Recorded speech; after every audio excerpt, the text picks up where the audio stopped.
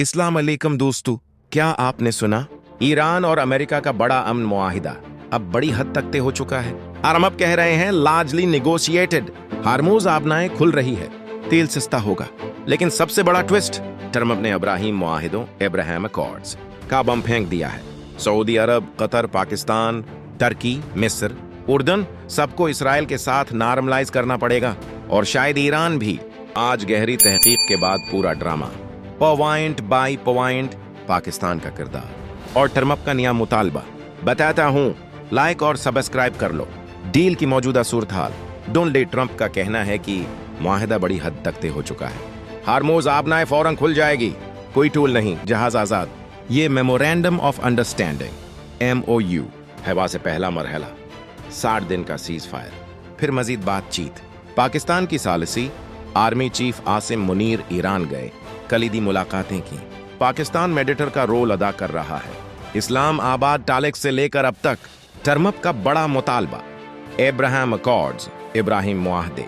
Trump ने साफ कहा, अगर ईरान के साथ डील हुई तो इब्राहिम मुआहिदों में मजीद ममालिक शामिल हों। उन्होंने सऊदी अरब, कतर, पाकिस्तान, तुर्की, मिस्र, अर्दन और दीगर को मैंडेटरी कहा है कि इसराइल के साथ ताल्लुकात नॉर्मल करें।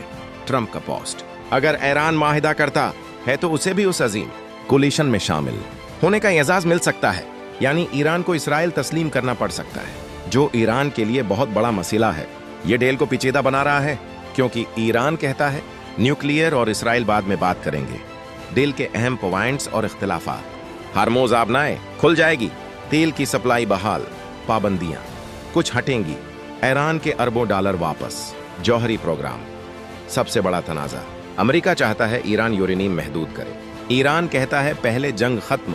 ट्रम्प, अगर अच्छा डील ना हुआ तो कोई डील नहीं, अगर ये हो गया तो तेल सस्ता, मार्केट्स खुश।